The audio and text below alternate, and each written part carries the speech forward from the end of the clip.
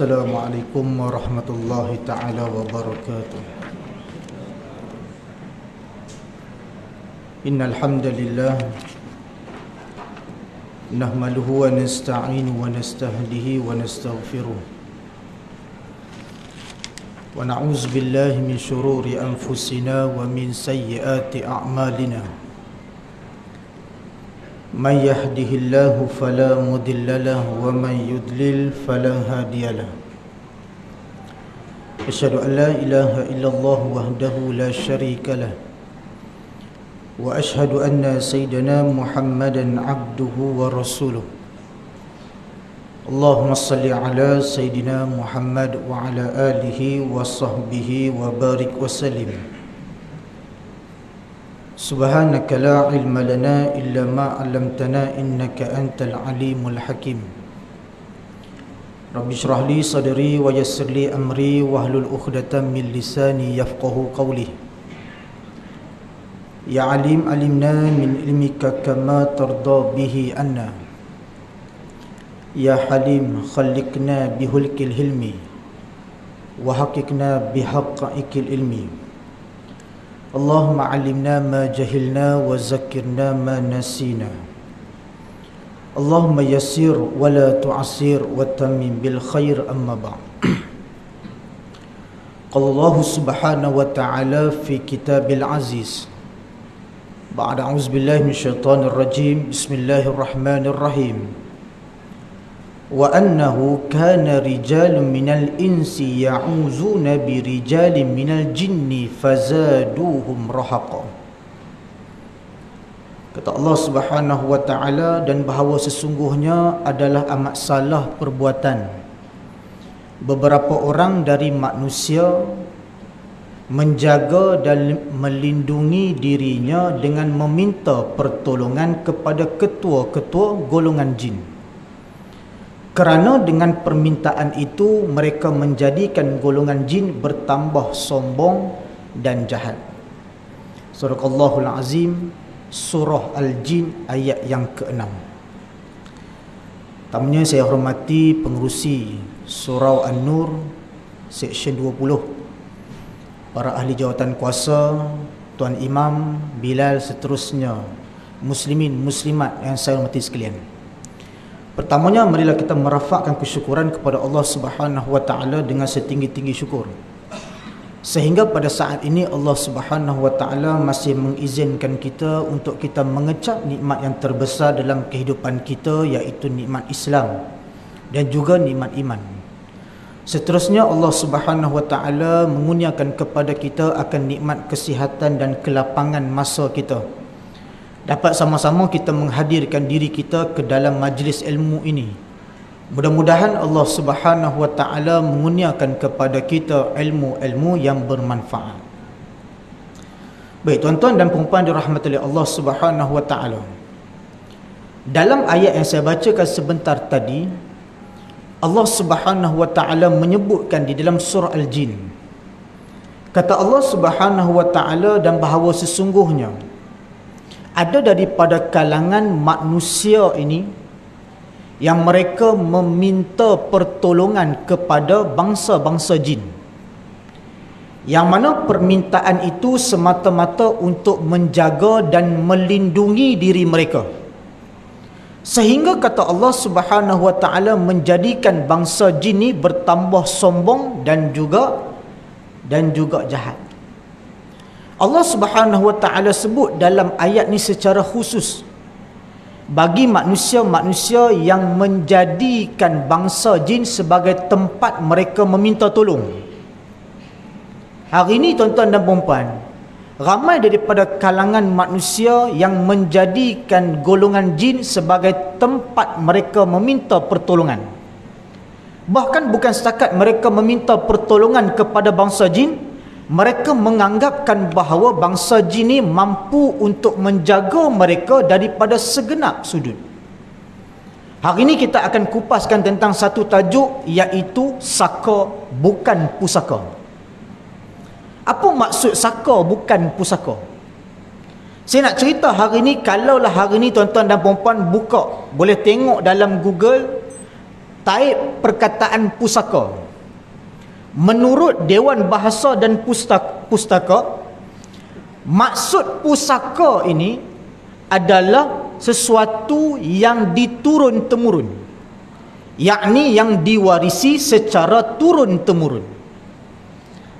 Manakala maksud saka ni pula adalah suatu makhluk halus yang mana mereka membiak di dalam keturunan. Hari ini saya nak bawa tajuk tentang saka bukan pusaka ni untuk memberikan pendedahan dan kesedaran kepada masyarakat hari ini, iaitu rata-rata daripada kita hari ini yang mana mereka menganggapkan saka itu adalah pusaka, yang mana mereka mewariskan saka itu kepada anak keturunan mereka. Kalau hari ini kita sebut tentang pusaka, kita sebut harta pusaka, kalau saja kita sebut nak turun harta pusaka, semua nak. Siapa yang tak nak harta pusaka? Hari ini orang sanggup berebut semata-mata nak mendapatkan harta pusaka. Tetapi kalaulah mak dia sebut siapa nak saka, mak nak turunkan, agak-agak semua hari ini nak menolak agaknya. Tetapi tuan-tuan dan puan-puan, hari ini ada daripada kalangan manusia yang sanggup untuk menerima saka ni, yang mana untuk dijadikan sebagai pusaka dalam hidup mereka. Tuan-tuan dan puan, kalau kita cerita tentang saka ni sebenarnya apa? Saka ni sebenarnya adalah suatu makhluk halus yang diperturunkan daripada keturunan kepada anak cucu keturunan mereka yang sama. Kalau hari ni orang kata, ustaz, boleh tak kita dapat saka daripada orang lain? Okay? Secara khusus saya boleh sebut, saka tidak boleh diperturunkan melalui bukan jalur keturunan. Itu yang pertama. Yang kedua, tuan-tuan dan puan-puan, kita kena tengok bila ketika mana kita sebut tentang saka ni bukanlah sesuatu yang mana menjadi permintaan bagi setiap masyarakat hari ni. Macam saya kata tadi, kalaulah orang cerita nak bagi harta pusaka, kalaulah dia tu bukan ahli keluarga pun dia nak.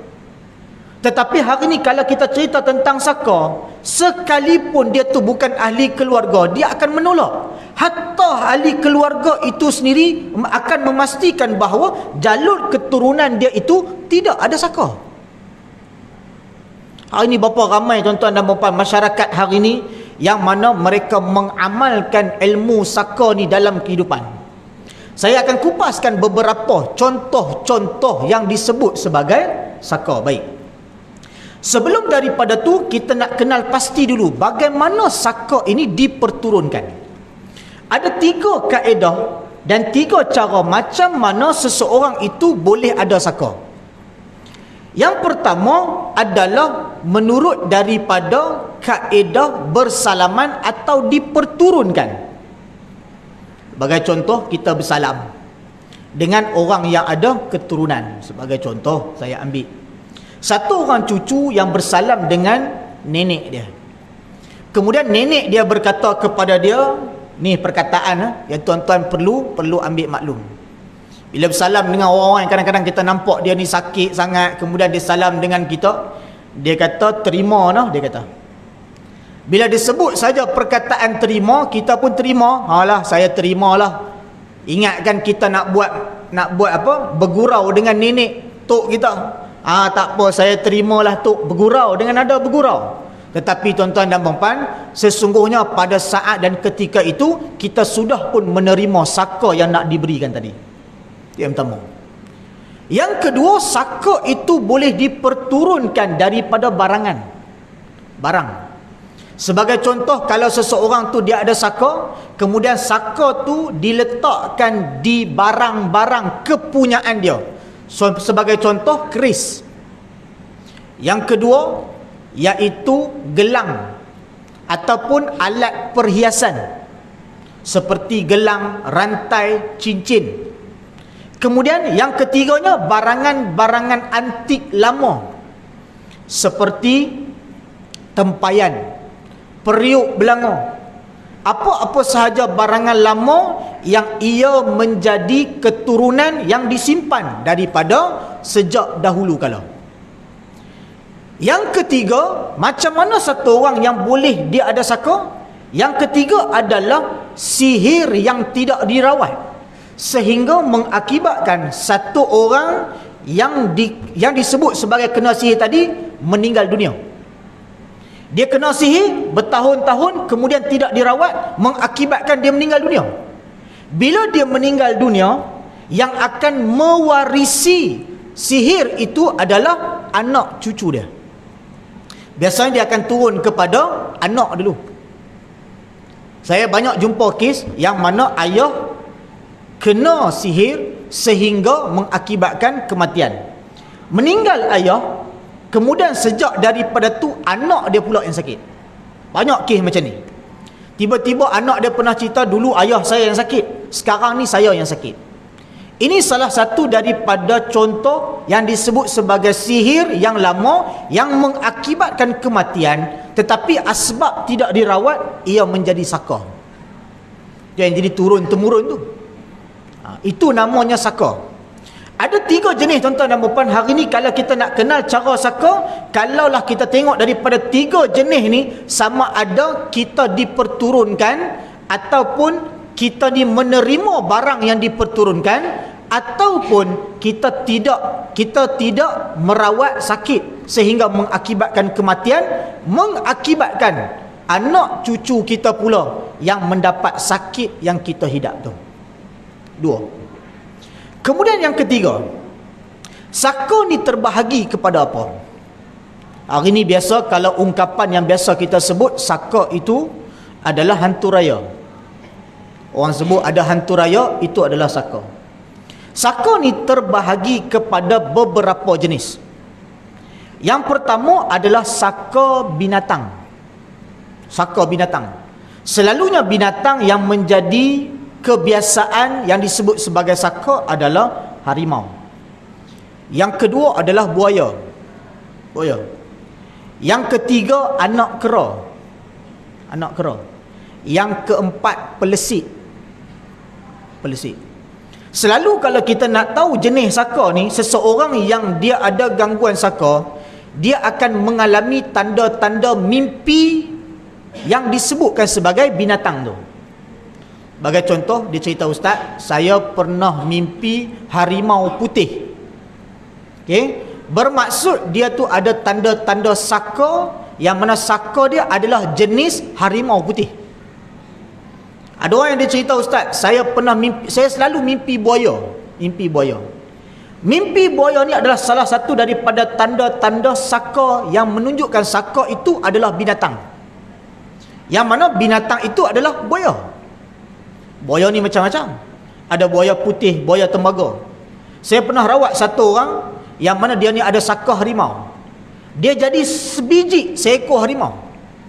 Dia duduk dalam keadaan harimau, gigi dia harimau, kuku dia. Dan dia akan cengkam orang ni. Bila dia pegang kita ni, tangan kita ni akan mula sampai berdarah. Kena cakar ni. Sebiji macam harimau. Ini yang biasa terjadi ni. Orang yang ada tanda-tanda saka binatang. Itu yang pertama. Yang kedua adalah saka jenis jaga. Saka jenis jaga ni adalah apa? Yang mana manusia yang mengambil saka semata-mata untuk menjaga kehidupan harian dia. Saka jaga ni terbahagi kepada berapa pula? Yang pertama adalah saka jaga rumah. Orang dulu bila ketika mana tak ada rumah yang tidak berkunci, mereka kebiasaannya mendampingi jin yang boleh menjaga rumah mereka daripada dimasuki oleh pencuri. Ni saka yang jenis jaga rumah. Yang kedua, jenis saka yang menjaga kecantikan tubuh badan. Jaga kecantikan tubuh badan. Saya ada satu orang pesakit yang mana dia ni diperturunkan ilmu kecantikan kepada cucu. Cucu ni kena gangguan, tapi umur dah 22 tahun. Saya tanya, sejak bila kena? Dia kata, ustaz, dulu nenek dia tinggal dengan nenek dia sebelum ni. Waktu dia kecil, dia tinggal dengan nenek. Nenek dia pernah buat satu upacara. Upacara dia macam mana? Dipakaikan pakaian seakan macam tuan puteri. Dia pakai baju kebaya, kemudian dia pasang dekat rambut semua cantik lah, bersolek siap. Kemudian dia berjumpa dengan orang, nenek dia bagi berjumpa, dia berhadapan dengan cermin. Cerita apa dulu? Snow White lah kan? Duduk depan cermin, kemudian bercakap macam tu. Dia kata dia duduk depan cermin, kemudian nenek dia akan bawa dia bercakap dengan satu benda dia. Benda ni adalah saka. Yang mana pada waktu ketika itu diperturunkan ilmu kecantikan kepada cucu tadi. Semata-mata nak bagi cucu ni kekal cantik. Bila orang pergi mana-mana, orang akan pandang dia cantik. Sedangkan itu adalah ilmu saka yang diperturunkan. Dan kebiasaan ilmu saka keturunan yang berkaitan dengan kecantikan, dia ada amalan. Ada amalan. Diberikan satu buku kecil, ni amalan dia. Jadi dia kena buat sekian-sekian amalan. Amalan ni tuan-tuan dan puan, kadang-kadang amalan ni adalah amalan yang berunsur Quran.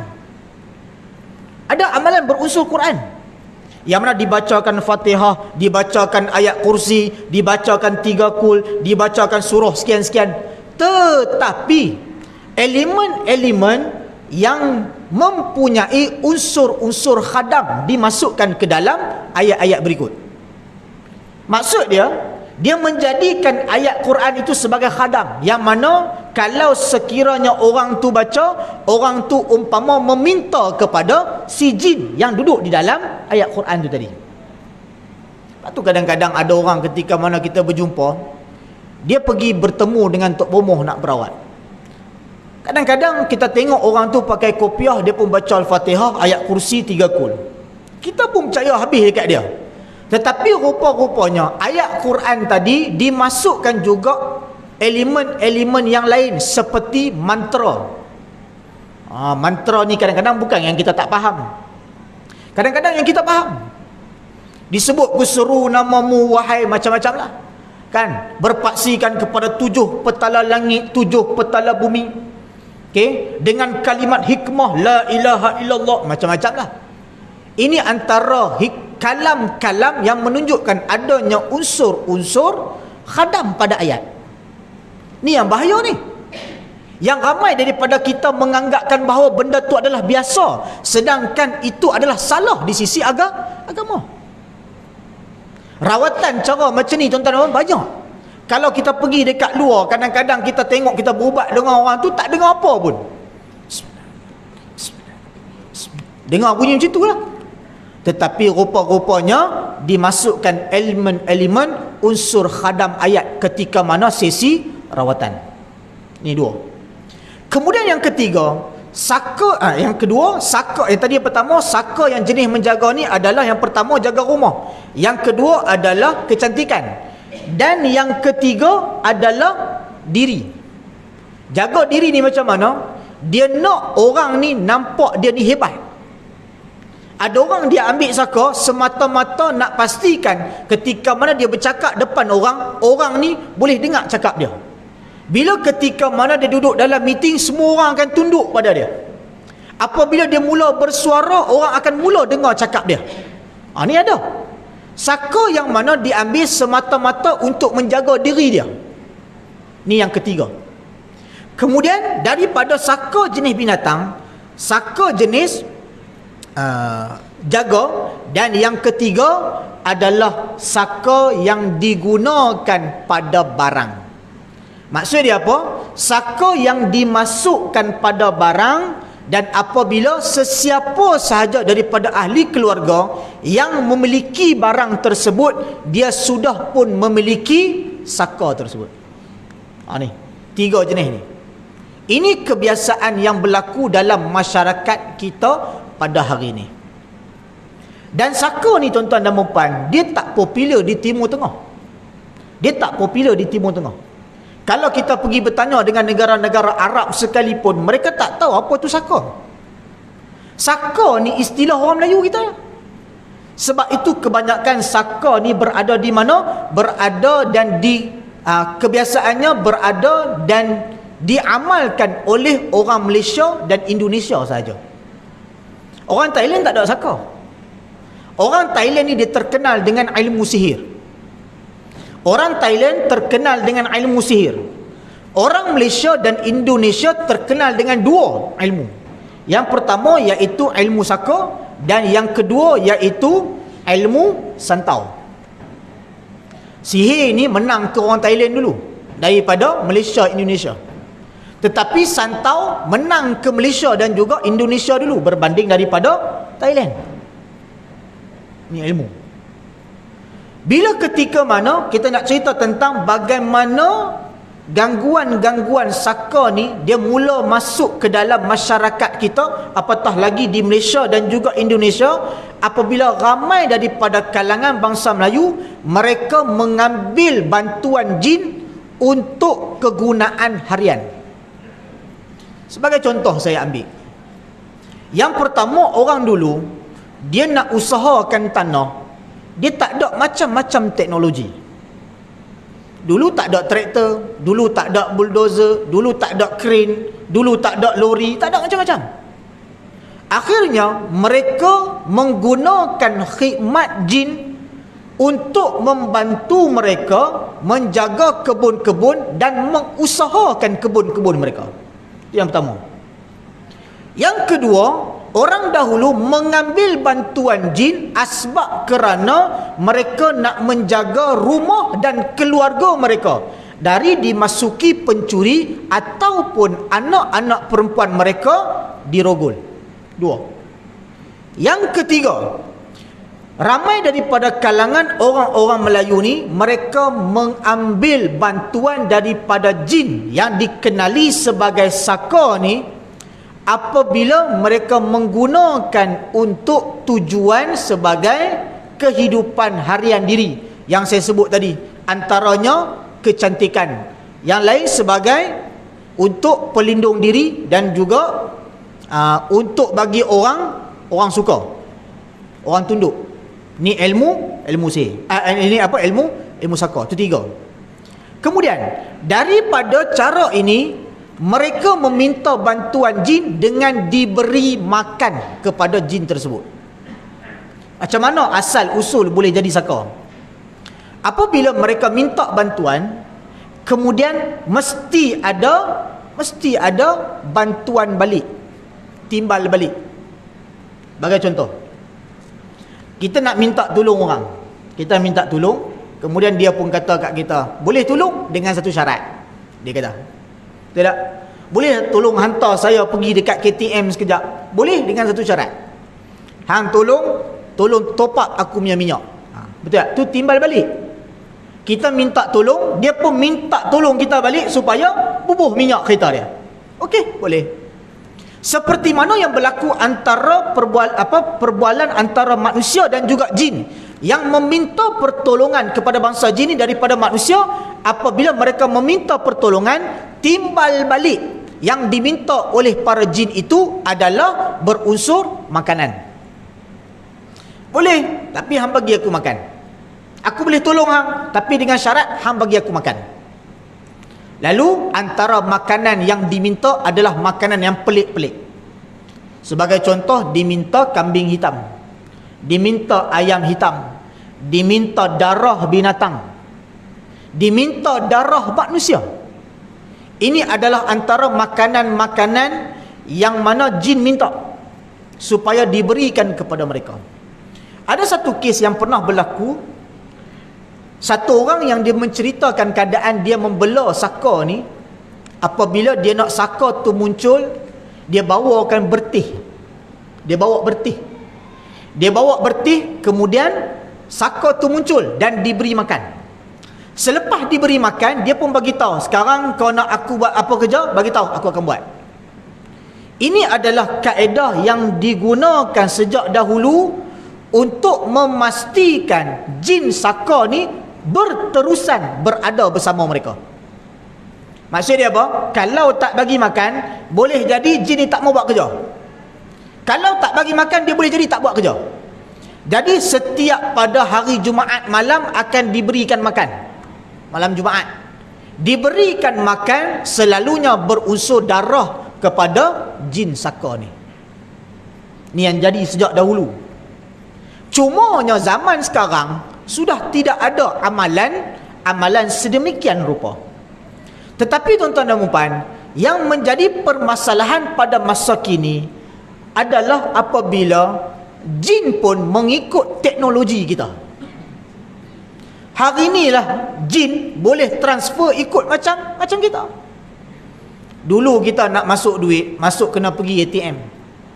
Hari ini kita nak masuk duit kepada orang, boleh transfer online. Tuan-tuan dan puan, hari ini kalaulah kita hari ini nak terima saka, tak semestinya kena berdepan. Hari ini orang boleh terima saka daripada sudut online. Tuan-tuan pernah tengok orang dapat terima saka daripada online? Tak ada. Tak pernah nampak lagi kan? Tetapi realitinya perkara itu wujud. Saya bawakan satu kisah kepada tuan-tuan dan puan tentang satu orang yang saya pernah pergi merawat. Tapi ini menurut dia ni mendapat melalui kaedah bersentuhan. Itu yang pertama. Kaedah bersentuhan, saya pernah pergi satu kes di Kuala Lumpur. Saya pergi sana, kemudian dia panggil untuk rawat mak dia, umur 80 lebih, duduk terlantar atas katil. Waktu terlantar atas katil tu, kemudian dia kata, "Ustaz, tolong rawat mak saya. Mak saya ni ada saka," dia kata. Kemudian saya sampai-sampai tu dia cerita, dia kata, Ustaz tengok tu tak kat atas tak? Tengok tu. Dia duduk jegi mata dia dekat saya. Kita pun tengok tak nampak apa. Betul tak? Tengok mana nampak. Tapi dia tahu, Ustaz tengok dia jegi saya tu. Jahat dia ni. Tu sama kat tu. Yang tu pun jahat juga. Kita tak nampak.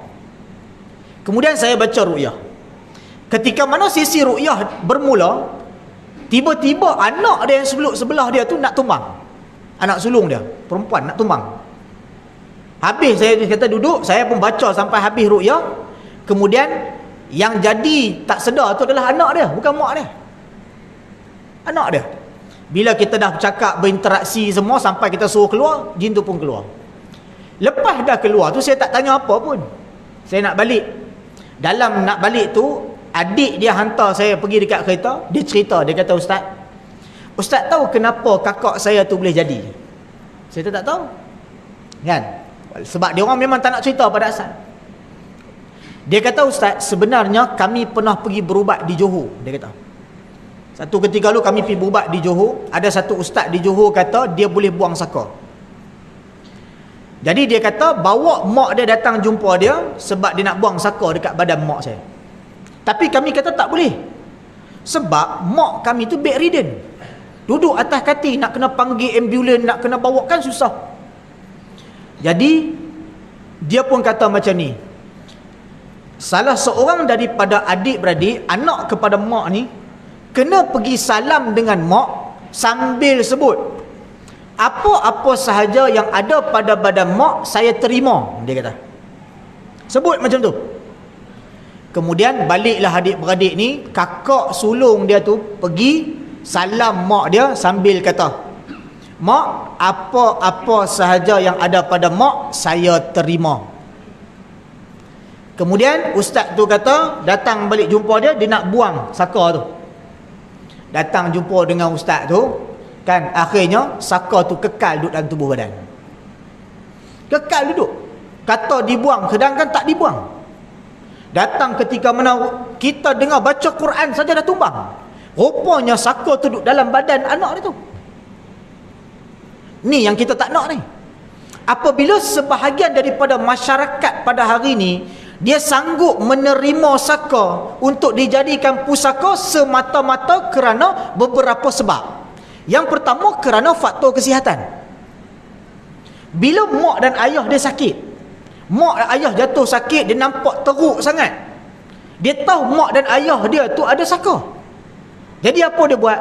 Kerana dia tak nak melihat kondisi mak dan ayah dia tu dalam keadaan sakit, lalu dia pergi jumpa mak dan ayah dia, dia pergi terima saka tu. Tapi yang merunsingkan adalah apabila saka tu beralih daripada badan mak dia atau ayah dia kepada si anak, mak dan ayah itu tetap berada dalam keadaan diganggu oleh jin saka tu. Dah jadi dua masalah. Mak dan ayah tu masih saka tu nak pergi duduk dekat dia, tapi dalam masa yang sama saka tu boleh berpindah duduk dalam badan si anak. Daripada ada satu masalah jadi dua masalah. Sebab apa? Pada asalnya mak dia saja yang nak dirawat, tetapi asbab anak pergi terima saka tu, pada waktu dan ketika itu kita terpaksa merawat mak dan juga anak. Ni yang berlaku masyarakat hari ni. Itu yang pertama. Yang kedua, ada sebahagian masyarakat yang menganggapkan bahawa saka ni memberi kebaikan kepada keluarga. Ada yang pernah tanya, Ustaz, orang kata saka ni jaga family, betul ya? Saya kata memang betul. Orang dahulu dia mengambil dan dia ni mengambil saka ataupun dia bela saka ni asbab kenapa nak jaga keluarga. Tapi apabila kita beriktikad bahawa saka itu mampu menjaga keluarga kita, bermaksud iktikad kita sudah berubah kepada selain daripada Allah. Sebab tu saya selalu sebut benda macam ni. Kalaulah hari ni ahli keluarga ada saka, jangan ada sesiapa yang kata-kata pergi terima. Itu satu. Yang kedua, jangan pernah ada tanggapan dalam hati kita bahawa saka ni memberi kebaikan kepada kita dan keluarga. Jangan.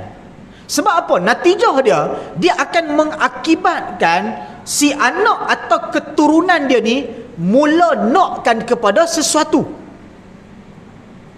Benda daripada benda ni. Sebagai contoh saya bagi. Ni kes berlaku dekat pusat rawatan kami.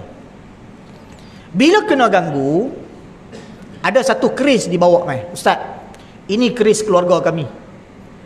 Kami tahu Ustaz, benda ni memang ada. Dulu Tok Wan saya ni simpan benda ni dalam almari Ustaz. Ustaz bayangkan, saya pi buka, waktu tu saya kecil, saya pi buka, tiba-tiba kepala saya jadi lain. Lepas pada tu Ustaz, tiba-tiba ni Tok Wan saya balik sampai rumah. Dia marah, dia kata siapa yang buka keris tu? Marah dah. Dia boleh tahu dan benda tu boleh bagi tahu kepada tuan dia. Ni keris. Dia datang, Ustaz tolonglah buat, kami tak mau apa-apa dah Ustaz, Tok Wan kami dah tak ada dah, tapi benda ni duk mengganggu keluarga, Ustaz tolonglah bersihkan benda ni. Kita pun bagi tahu, nak tak nak ni benda ni? Tak nak Ustaz, kami tak nak dah Ustaz. Kemudian diberikan. Kemudian kita buat proses tawar. Keris ni. Tawar banyak kali kita buat. Tawar ni, nak tawar barang ni, kita pakai garam kasar, lada hitam. Tawar. Kemudian kita bacakan ruqyah berkali-kali, banyak kali. Lepas daripada tu, tak lama, dalam lebih kurang 6 bulan, datang kembali ahli keluarga. Ustaz, kami nak balik keris yang kami bagi dulu. Kita kata, hari tu kata tak nak. Dok Ustaz, baru ni abang saya dia pergi merawat dengan satu orang ni. Orang tu kata suruh ambil balik benda tu. Dia kata suruh simpan. Dia kata kalau tak simpan, benda ni lagi mengganggu kami ahli keluarga. Jadi dia suruh kami simpan supaya benda ni tak ganggu. Biarlah benda tu duduk pada keris tu. Duduk dia saja. Simpan. Siapa-siapa dia tak akan kacau orang. Jadi diminta kembali. Asbab kenapa? Nak dikembalikan. Ada sesuatu permintaan ke atas keris tu tadi. Ni yang bahaya. Sebab tu saya kata hari ni, apabila orang menganggap saka itu adalah pusaka, bahaya dalam kalangan kita. Sebab itulah hari ni apabila salah seorang daripada kita mengetahui asal keturunan kita mempunyai tanda-tanda saka, jadi berubatlah. Berubat. Tak ada benda yang tak boleh berubat. Ada orang kata, Ustaz, betul ke saka ni memang tak boleh rawat, tak boleh keluar sampai bila-bila? Saya kata tak. Jawapan saya tak. Sebab apa? Tidak ada yang mustahil bagi Allah Subhanahu Wa Taala. Kita sebagai makhluk, kita disuruh supaya merawat diri kita daripada gangguan makhluk halus seperti jin. Tetapi dalam masa yang sama, kita menganggapkan bahawa tidak ada kekuasaan yang mampu menandingi kekuasaan saka. Itu silap kita. Dalam ketika mana kita berubat, kita mesti tanam dalam hati kita bahawa sesungguhnya tidak ada perkara pun yang mampu melangkaui kekuasaan Allah Subhanahu Wa Taala. Tak ada. Maksud dia apa? Tak mustahil. Yang mana penyakit itu boleh sembuh. Tuan-tuan dan puan-puan dirahmati Allah Subhanahu Wa Taala. Saya nak ceritakan kepada tuan-tuan dan puan beberapa tanda-tanda saka. Hari ni kita nak tahu, Ustaz, saya ni tak tahu saya ada saka ke tak. Tapi tanda-tanda yang saya sebutkan ni boleh memberikan gambaran kepada tuan-tuan dan puan-puan. Sekiranya tanda-tanda ni ada, boleh jadi asal keturunan kita ni ada tanda-tanda, ada unsur saka. Baik. Yang pertama, saka ni dia selalu mengganggu manusia daripada mimpi. Ada 5 jenis mimpi yang dikaitkan dengan saka. Yang pertama adalah mimpi baby, budak kecil. Satu orang tiba-tiba dia mimpi baby. Mimpi baby ni, Ustaz, mimpi macam mana, Ustaz? Sama ada dia mimpi baby, dia jumpa baby sahaja dalam mimpi dia, ataupun dia jumpa baby atau budak kecil yang dia dukung, ataupun dia bersalin, ataupun dia menyusu, semua sama. Semua sama. Ada orang kata tu tak kena lagi. Nak kena tak kena, mimpi baby sudah menunjukkan kita ada tanda-tanda keturunan saka. Yang pertama. Yang kedua, iaitu mimpi rumah lama. Mimpi rumah lama atau kampung. Selalu mimpi kampung. Ustaz, isteri saya ni dia asyik mimpi kampung dia saja. Itu mimpi. Ataupun mimpi rumah lama, rumah usang. 2. Yang ketiga, mimpi orang tua datang dalam mimpi bagi barang. Bagi bawa kita pergi berjalan ke, dia bagi keris ke, dia bagi loket ke, dia bagi cincin ke. Ni yang ketiga. Yang keempat, mimpi air. Mimpi air ni apa? Mimpi sungai, mimpi lemas, mimpi berenang dekat laut, mimpi hujan lebat, mimpi banjir besar. Itu semua mimpi air. Mimpi air ni dikaitkan dengan mimpi saka. Dan yang kelima adalah mimpi orang yang dah mati datang dalam mimpi. Datang dalam mimpi. Sebagai contoh, mimpi tok nenek datang dalam mimpi. Dia mimpi pak saudara dia, mak saudara dia datang dalam mimpi. Tu, mimpi orang yang dah mati datang dalam mimpi. Ni 5 jenis mimpi. Kalau sekiranya ada tambahan, dia mimpi ni jenis saya sebut tadi awal-awal, iaitu dia mimpi buaya putih. Itu menunjukkan saka buaya putih. Tu, tapi jarang-jarang orang mimpi macam ni. Selalunya mimpi saka 5 jenis mimpi ni. 5 jenis mimpi ni. Orang tanya, Ustaz, mimpi jatuh tempat tinggi itu gangguan sihir, bukan saka. Mimpi ular, sihir, bukan saka. Mimpi saka selalunya 5 jenis ni. Kemudian setelah mana didatangi dari sudut mimpi, saka ni pula akan mengganggu dari sudut fizikal. Yang pertama adalah dia selalu sakit kepala. Orang yang ada tanda-tanda saka ni kerap sakit kepala. Sakit kepala tu makan ubat pun tak elok. Tak elok lah. Dia kata kejap angin lah kan naik atas kepala, makan ubat. Laku tu juga. Tak baik. Kerap sangat sakit kepala. Boleh jadi hari-hari sakit kepala. Yang pertama. Kemudian yang kedua, dia sering kali sakit bau. Sakit bau. Yang mana sakit dia antara bahu ni hingga ke pinggang. Dan selalunya kalau sakit jenis ni tidak dirawat. Dia tak rawat. Lama dia biar sakit. Akhirnya dia akan mendapat penyakit sakit tulang belakang. Selalu banyak kes. Tu. Kemudian yang ketiga. Ni selalu berat ni. Berat selalu rasa. Tu tanda-tanda saka. Yang ketiga.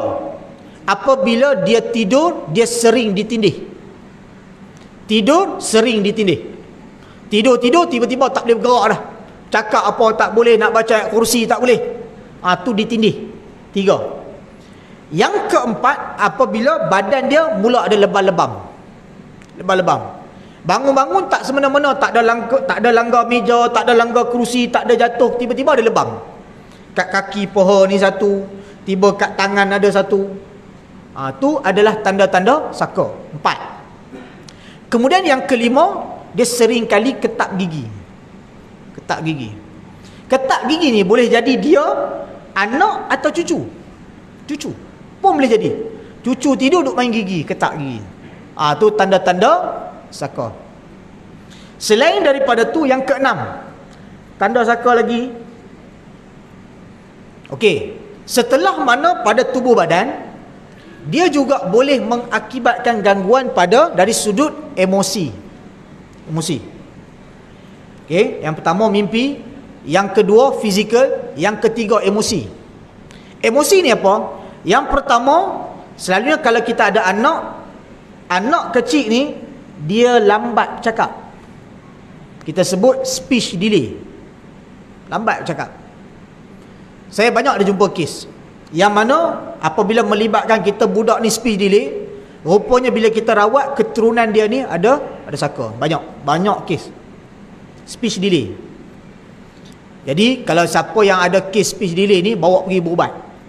Ada kaedah kita nak bagi, insya-Allah dipercepatkan, kita boleh cakap. Okey, kita tunggu bagi azan kejap.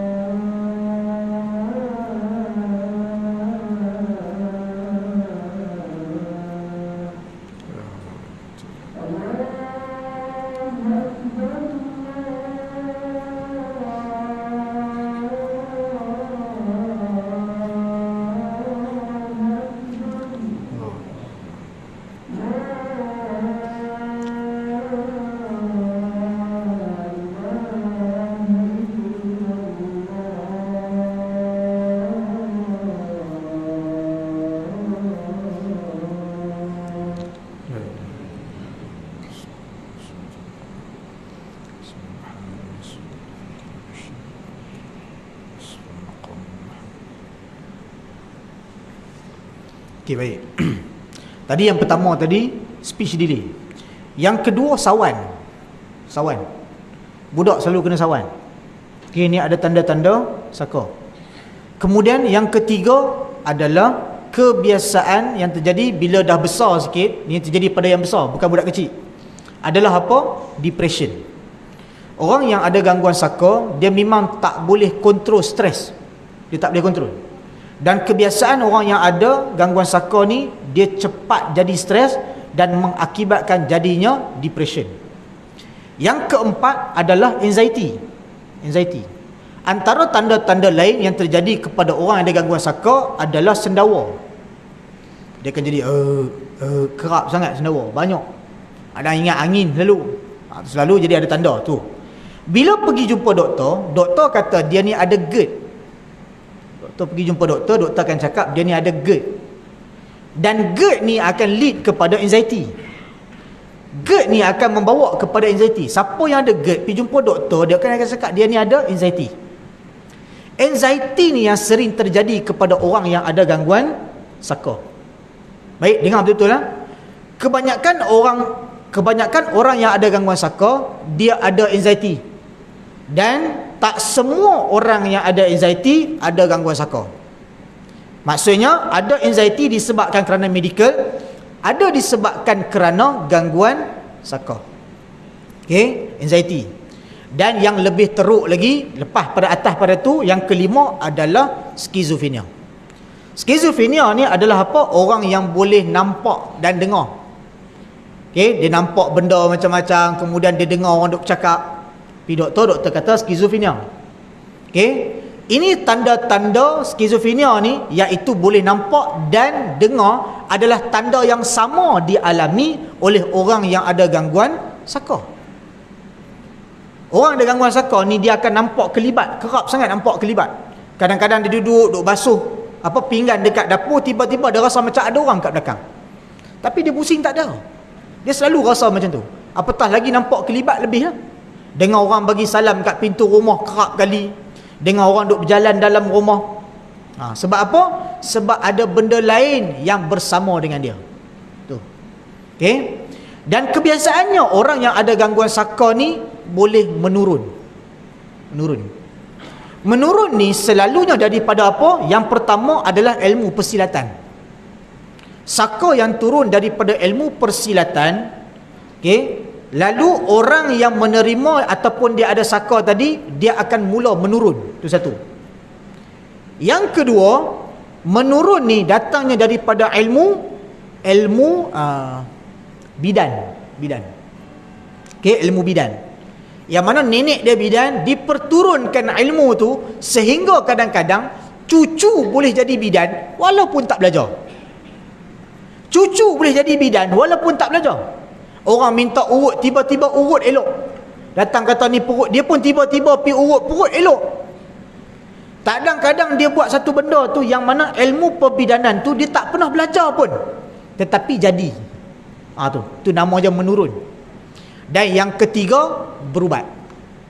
Okey, yang mana ilmu perubatan yang boleh diturunkan walaupun tanpa dia belajar. Selalunya ilmu perubatan ni turun dalam mimpi. Orang tu tiba-tiba boleh berubat, tetapi dia dapat ilmu tu dalam mimpi. Itulah yang dinamakan saka. Kemudian yang keempat, tanda-tanda yang sering terjadi adalah kepada rumah. Tadi yang pertama mimpi, kedua fizikal, yang ketiga emosi, yang keempat adalah rumah. Rumah sering kali kedengaran bunyi-bunyi. Antara bunyi yang selalu kedengaran adalah bunyi guli. Antara tanda bunyi lain yang kedengaran adalah bunyi orang tarik perabot. Antara tanda lain bunyi yang biasa kedengaran adalah kita dengar macam orang mandi dekat dalam bilik air. Macam orang mandi, sedangkan paip tak dibuka, tapi bunyi air dibuka. Lepas tu kadang-kadang lebih lagi dia nampak dia dengar orang sedang masak di dapur, sedangkan tak ada orang yang memasak.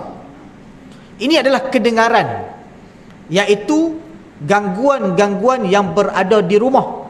Dan selalunya gangguan saka ni bertapak bersama dengan ahli keturunan yang berada di dalam rumah tersebut. Antara tanda lain dia selalunya tak nak pergi majlis keramaian. Tak nak. Orang ajak jom pergi kenduri, tak nak lah, nak duduk rumah. Tak nak pergi mana-mana. Ajak pergi melancong, pergi berjalan, tak nak duduk rumah. Ni kebiasaannya. Antara tanda lain, dia kerap menangis. Ataupun dia rasa hibah tanpa sebab. Menangis tak ada sebab, tiba-tiba menangis. Ni. Ini adalah antara tanda-tanda orang yang ada gangguan saka. Jadi siapa-siapa yang dia ada tanda-tanda berikut, carilah pusat rawatan dan berubatlah. Baik. Dan yang terakhir tuan-tuan dan puan, kalau kita cerita pasal saka ni, macam mana cara nak merawat. Rawat saka ni tak sama macam rawat benda lain. Tak sama macam kita rawat orang kena histeria, tak sama macam kita rawat orang kena sihir. Walaupun kaedah yang digunakan adalah sama, iaitu menggunakan ruqyah. Tetapi tuan-tuan dan puan, yang sering kali menjadi permasalahan pada saka ni adalah saka ni degil. Jenis tak nak keluar. Saya pernah merawat pesakit yang 2 jam. 2 jam dia rawat tak nak keluar. 2 jam tak nak. Last sekali tak apa, kita biar. Tak apalah, bagi sedar kawan tu. Kemudian nanti datang berubat balik. Sebab apa? Dia memang tak nak tinggalkan. Kebiasaan bila kita nak tengok cara orang yang ada saka ni macam mana, bila jadi tak sedar, ruqyah tak sedar. Yang pertama dia jadi kerah. Dia suka genggam tangan. Dia genggam ni, dia tak nak bagi kita buka. Tarik buka tak nak. Ni kebiasaannya tanda-tanda saka. Kemudian badan dia kerah. Kaki dia jadi kerah. Kita tarik macam mana pun kerah. Tu kebiasaannya saka. Yang ketiga, dia tak nak bercakap. Kamu datang daripada mana? Tak nak bercakap, diam saja. Sebab apa? Sebab dia tak nak bila ketika mana proses bercakap tu ataupun interaksi bermula, kita akan suruh dia keluar bertemu badan. Yang tu yang dia tak nak. Sebab tu kebanyakan orang yang ada saka, salah satunya lagi, tandanya adalah dia susah dapat anak. Kahwin 15 tahun tak dapat anak. Rupanya cek-cek ada saka. Sebab apa dia tak nak bagi dapat anak? Salah satunya sebab dia tak nak keturunan yang baru ada. Selalunya perjanjian dibuat antara saka dengan pemilik saka ni. Dia akan bagi tahu, kamu boleh duduk dengan aku 6 keturunan, 7 keturunan saja. Lepas tu tak boleh. Orang ni dah keturunan ke-6. Kalaulah dia tu melahirkan anak dia tu sudah jadi keturunan yang ke-7. Bermaksud keturunan itu adalah keturunan yang terakhir, yang mana saka tu boleh duduk. Lepas pada tu saka tu dah tak boleh duduk. Ini adalah perjanjian. Jadi kebiasaannya kes-kes macam ni yang melibatkan selalunya apabila tak dapat anak, tak dapat zuriat, asbab kerana saka ada tanda-tanda perjanjian yang melibatkan keturunan. Maksudnya berapa keturunan? Tu. Okey, jadi 3 jenis macam mana nak kenal apabila masuk jin dalam badan. 3 jenis ni. Itu menunjukkan tanda-tanda saka. Baik, macam mana cara kita nak rawat saka? Yang pertama tuan-tuan dan puan, asbab kerana saka ni susah nak keluar daripada tubuh badan. Orang kata, ustaz memang tak boleh keluar langsung. Saya kata boleh, tapi kena kerap berubat, kena selalu dirawat. Kadang-kadang kita jangan bergantung sepenuhnya kepada perawat. Jangan. Kita kena bergantung juga kepada diri kita sendiri. Yang pertama, selalulah baca surah As-Saffat. Okey, baca surah As-Saffat ayat 1 sampai ayat 10. Okey, baca tiap-tiap hari. Nak lagi kuat, baca surah As-Saffat ayat 1 sampai ayat 10. Okey, kalau lebih baik baca satu surah. Dan ditambah dengan satu lagi surah, iaitu surah Jin. Surah As-Saffat 1 sampai habis, surah Al-Jin 1 sampai habis. Dibaca pada air satu baldi. Kemudian dimandikan pada setiap petang. Setiap petang mandi guna air yang kita baca tu.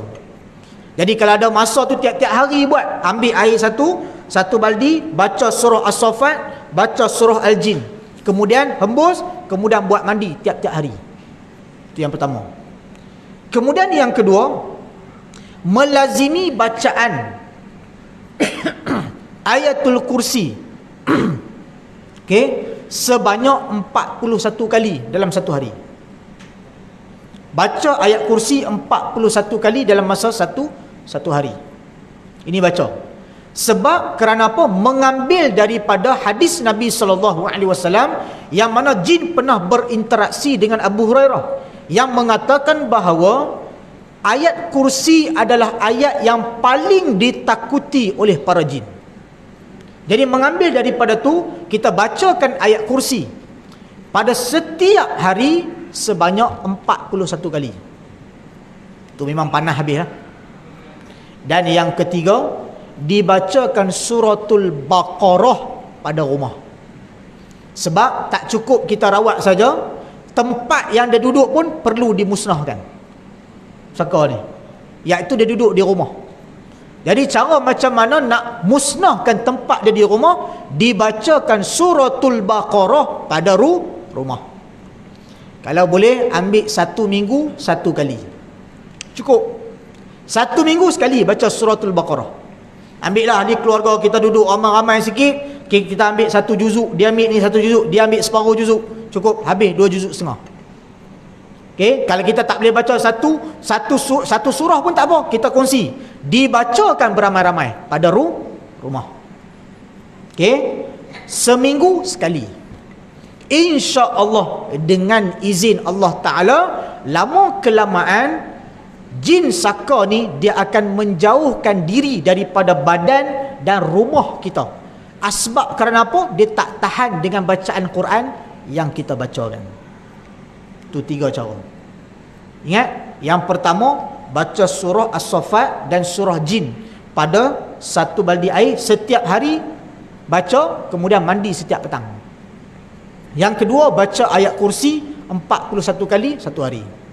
Dan yang ketiga, bacakan suratul Baqarah pada rumah seminggu 1 kali. Okey, wallahu taala alam. Okey, setakat tu yang dapat saya kongsikan. Sebenarnya kalau ikut perbincangan panjang lagi, tetapi sekadar untuk kita faham. Okey, apa yang saya nak bawa kepada tuan-tuan dan puan-puan hari ini, sekiranya ada daripada keturunan kita yang ada gangguan saka, berubat. Jangan kita ambil pendekatan untuk terima. Jangan. Sebab dia akan menyusahkan pula kita dan keturunan kita yang di bawah ni. Okey, mudah-mudahan perkongsian saya pada malam ini memberi manfaat kepada kita semua, insya-Allah. Yang baik itu datang daripada Allah Subhanahu wa taala, salah dan silap itu datang daripada diri saya sendiri, mohon ampun dan maaf. Aku qauli hadza wa astaghfirullahal azim li wa lakum, wa sallallahu ala sayyidina Muhammad wa ala alihi wa sahbihi wasallam. A'udzubillahi minasyaitonir rajim. Bismillahirrahmanirrahim. Alhamdulillahi rabbil alamin, wassalatu wassalamu ala asyrafil anbiya'i wal mursalin wa ala alihi wa sahbihi ajma'in. Allahumma faqihna fid din wa 'allimna ta'wil wahdina siratal mustaqim, siratal ladzina an'amta 'alaihim minan nabiyyin was-siddiqin wasyuhada'i was-solihin.